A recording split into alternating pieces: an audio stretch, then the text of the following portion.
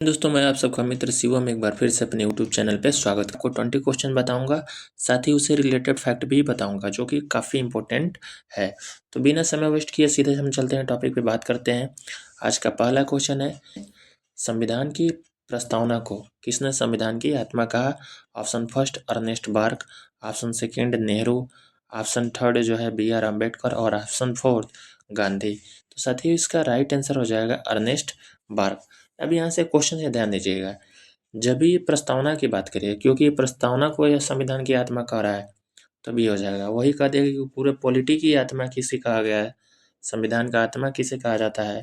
तो ठीक है, तो आर्टिकल 32 के अंतर्गत जो है डॉक्टर भीमराव ने संविधान की संवैधानिक उपचार को भी उसको संविधान का आत्मा कहा गया है। ठीक है, तो उसको भी याद रखना है। तो इस क्वेश्चन को याद रखें, सिली मिस्टेक हो सकती है। ठीक है, तो चलते हैं नेक्स्ट क्वेश्चन पे। नेक्स्ट क्वेश्चन क्या कर रहा है साथी? प्रस्तावना संविधान का हिस्सा है। यह निर्णय किस केस में हुआ? ठीक है, ऑप्शन दिया है Kesavananda Bharati case, Minerva Mills case, Gokulnath case, Shahbano case. तो इसका राइट आंसर होगा साथी मिनर्वा मिल्स केस हो जाएगा। ठीक है, तो इस क्वेश्चन का आंसर याद रखिए कि इसका राइट आंसर हो जाएगा मिनर्वा मिल्स केस। अब यहाँ से थोड़ा एक वर्ड आता है प्रस्तावना, थोड़ा इससे रिलेटेड कुछ फैक्ट जानते हैं।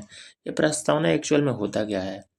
जैसे कि हम थोड़ा पीछे ले चलते हैं, जैसे कि हम लोग क्लास 10th में पढ़े होंगे, निबंध आता था। तो निबंध आते समय उसमें हम क्या लिखते थे? प्रस्तावना लिखते थे। तो प्रस्तावना में क्या लिखते थे? कुछ निबंध के अंतर्गत उस निबंध से रिलेटेड कुछ टॉपिक, जिसमें उस प्रियम्बल को यानी प्रस्तावना को पढ़ने पर पूरा मैटर पता चल जाता था कि क्या कहा गया है। जस्ट लाइक वैसे ही हमारा प्रस्तावना है पॉलिटी में। ठीक है, तो पॉलिटी में जो प्रस्तावना है, इसको जो है संविधान की आत्मा भी कहा गया है, संविधान की कुंजी भी कहा गया है। ठीक है, संविधान के भाव और दार्शनिक पृष्ठभूमि भी कहा गया है, प्रस्तावना को संविधान का उद्देश्य भी कहा गया है। तो इन सभी बातों को आपको याद रखना है, और उसमें मैं आगे भी बताऊंगा किसने क्या कहा है। ठीक है, अब ये बात आती है कि भैया प्रस्तावना कहाँ से लिया गया था? प्रस्तावना जो है कहाँ से लिया गया था? ये अमेरिका की, ठीक है, अमेरिका के संविधान से प्रस्तावना को लिया गया था। ठीक है, इसके अलावा एक और क्वेश्चन से याद रखिएगा कि जो प्रस्तावना है, प्रस्तावना की जो भाषा है, ये कहाँ से लिया गया साथी? तो जो भाषा है मेरे भाई, भाषा जो है आपको ऑस्ट्रेलिया से लिया गया था। कहाँ से लिया गया था? ऑस्ट्रेलिया से। अब नेक्स्ट क्वेश्चन पे चलते हैं। नेक्स्ट क्वेश्चन क्या कह रहा है? नेक्स्ट क्वेश्चन कह रहा है साथी कि प्रस्तावना को संशोधित किया जा सकता है। ठीक है, यह किस केस में स्पष्ट हुई? Kesavananda Bharati case, SR Bommai case, Berubari case, Minerva Mills case. तो इसका राइट आंसर हो जाएगा साथी ऑप्शन सी। ठीक है, बेरोबारी केस। ठीक है, कि प्रस्तावना को संशोधित किया जा सकता है, लेकिन हाँ, यहाँ से एक वर्ड है, प्रस्तावना को संशोधित किया जा सकता है लेकिन उसके ढांचे में कोई परिवर्तन नहीं किया जा सकता है। तो इस बात को याद रखिएगा। नेक्स्ट क्वेश्चन क्या कर रहा है साथी? नेक्स्ट क्वेश्चन कर रहा है कि प्रस्तावना में समाजवादी, धर्मनिरपेक्ष, अखंडता शब्द किस संशोधन से जोड़े गए हैं? ठीक है, तो इसका राइट आंसर हो जाएगा साथी ऑप्शन ए 42वां संविधान संशोधन।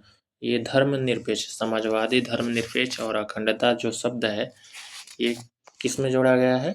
42वें संशोधन के अंतर्गत जो है समाजवादी, धर्मनिरपेक्ष, अखंडता शब्द को जो है जोड़ा गया। तो इसको याद रखना है।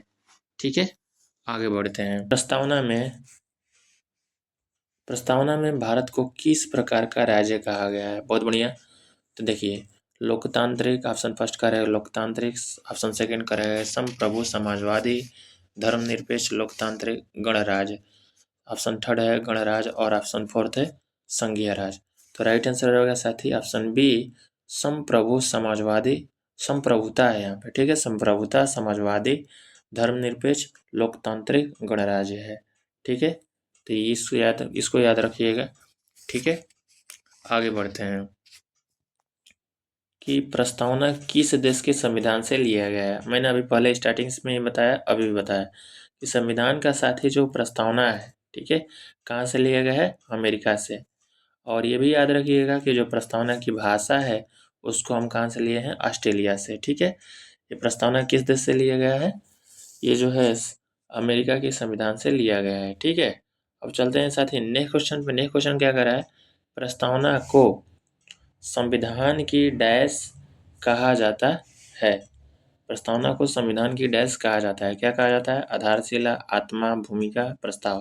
तो क्या कहा जाता है, प्रस्तावना को संविधान की आत्मा भी कहा जाता है। और ये किसने कहा था, तो मैं स्टार्टिंग में ऑलरेडी आपको बता चुका हूँ पहले ही क्वेश्चन में। ठीक है, आगे बढ़ते हैं। आगे आगे क्या कर रहा है, एक क्वेश्चन कर रहा है कि प्रस्तावना में कितने उद्देश्य बताए गए हैं। तो राइट आंसर हो जाएगा साथी, प्रस्तावना में देखिए पहला ऑप्शन कह रहा है कि ऑप्शन ए कह रहा है कि 3, ऑप्शन बी कह रहा है 4, ऑप्शन सी कह रहा है 5, ऑप्शन डी कह रहा है 6। तो राइट आंसर में हो जाएगा साथी कि प्रस्तावना को में कितने उद्देश्य बताए गए हैं। तो प्रस्तावना में जो है आपका 5 उद्देश्य बताए गए हैं।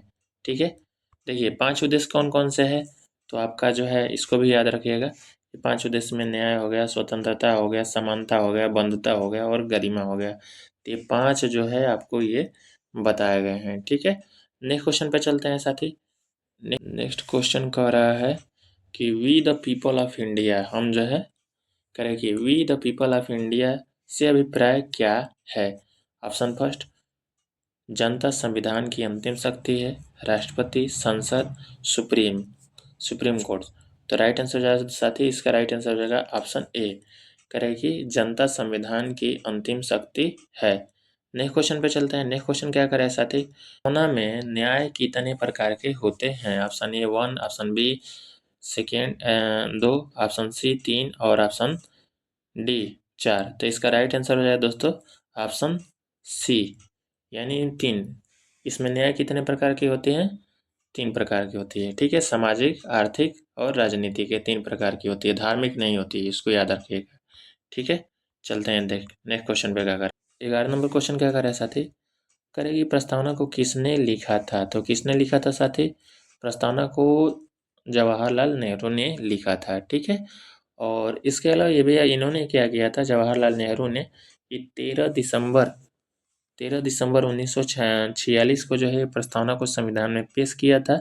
लेकिन फाइनली जो है 22 जनवरी, ठीक है 22 जनवरी 1947 को जो है प्रस्तावना को क्या किया गया था, स्वीकार किया गया था। ठीक है, तो आगे चलते हैं। आगे क्वेश्चन पे क्या कर रहा है साथी, नेक्स्ट क्वेश्चन देख लेते हैं। देखिए नेक्स्ट क्वेश्चन कर रहा है कि बंधुता का प्रमुख मुख्य उद्देश्य क्या है। आर्थिक न्याय, राष्ट्रीय एकता और अखंडता, समान अवसर, स्वतंत्रता की रक्षा। तो राइट आंसर हो जाएगा साथी इसका ऑप्शन बी कि राष्ट्रीय एकता व अखंडता। चलते हैं नेक्स्ट क्वेश्चन पे। नेक्स्ट क्वेश्चन क्या कर रहा है दोस्त, नेक्स्ट क्वेश्चन कर रहा है कि प्रस्तावना में गणराज्य का अर्थ क्या होता है। गणराज्य, ठीक है, पहला होता है राजा का शासन, जनता का शासन, निर्वाचित राष्ट्राध्यक्ष, धर्म आधारित राज। राइट आंसर हो जाएगा ऑप्शन सी। नेक्स्ट क्वेश्चन पे चलते हैं।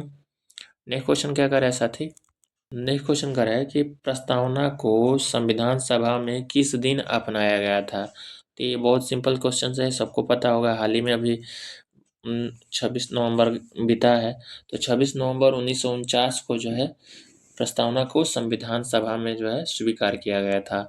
उस दिन क्या है ना कि 26 नवंबर 1949 को ही कुछ आर्टिकल्स जो है लागू हो गए थे आंशिक रूप से। तो इसको भी जो कि पूर्ण रूप से 26 जनवरी 1950 को जो है पूर्ण रूप से संविधान को लागू कर दिया गया था। ठीक है, तो इस बात को भी आपको याद रखना है। नेक्स्ट क्वेश्चन क्या कर रहा है साथी, नेक्स्ट क्वेश्चन कर रहा है कि संविधान कब लागू हुआ। तो कोई भी बता देगा कि 26 जनवरी 1950 को जो है संविधान लागू हुआ। नेक्स्ट क्वेश्चन क्या कर रहा है साथी, इसको भी देख लेते हैं। नेक्स्ट क्वेश्चन कर रहा है कि प्रस्तावना में डिग्निटी ऑफ द इंडिविजुअल का अभिप्राय क्या है। समानता, व्यक्ति की गरिमा, सुरक्षा और न्याय। तो इसका राइट आंसर हो जाएगा साथी ऑप्शन बी, यानी व्यक्ति की गरिमा। व्यक्ति की गरिमा जो है इसका राइट आंसर क्या हो जाएगा, व्यक्ति की गरिमा। नेक्स्ट क्वेश्चन चलते हैं। नेक्स्ट क्वेश्चन क्या कर रहा है साथी, नेक्स्ट क्वेश्चन कर रहा है कि प्रस्तावना को किसने identity card of the constitution कहा है। Option first Ambedkar, option second TT Krishnamachari, third स्थापड़, फोर्थ सरदार पटेल। तो राइट आंसर हो जाएगा कि टीटी कृष्णमाचारी। ठीक है, तो इस क्वेश्चन को याद रखिए, इसका राइट आंसर है टीटी कृष्णमाचारी। नेक्स्ट क्वेश्चन पे चलते हैं। नेक्स्ट क्वेश्चन क्या कर रहा है साथी? धर्मनिरपेक्ष शब्द का अर्थ है धर्म आधारित राज्य, सभी धर्म समान है, केवल एक धर्म सम है और किसी धर्म को मानना अनिवार्य है। नहीं, तो धर्मनिरपेक्ष का मतलब होता है मेरे भाई साथी, ये होता है कि सभी धर्म क्या है? सभी धर्म समान है। तो इसका राइट आंसर हो जाएगा ऑप्शन बी कि सभी धर्म क्या है? समान है। ठीक है, चलते हैं नेक्स्ट क्वेश्चन पे। नेक्स्ट क्वेश्चन क्या कह रहा है? करें कि equality equality of status and opportunity किससे संबंधित है? तो इसका ऑप्शन हो गया न्याय, ऑप्शन बी समानता, ऑप्शन सी स्वतंत्रता, ऑप्शन डी बंधुता। तो राइट आंसर हो जाएगा साथी समानता। ठीक है, इसका राइट आंसर हो जाएगा समानता। ठीक है, चलते हैं नेक्स्ट क्वेश्चन पे। नेक्स्ट क्वेश्चन क्या कर रहा है? कार्य की प्रस्तावना किस प्रकार का न्याय व्यवस्था की कल्पना करती है? पहला होता है सामाजिक व आर्थिक, दूसरा है राजनीतिक, तीसरा है सभी प्रकार और चौथा है इनमें से कोई नहीं। तो इसका राइट आंसर हो जाएगा सभी प्रकार की। जैसे जो ऑप्शन में दिया है सभी प्रकार का मतलब सामाजिक, आर्थिक और राजनीतिक। ठीक है, धार्मिक नहीं होता है, तो इस बात को याद रखिएगा। मिलते हैं किसी और ऐसे नए सेशन में। Thank you.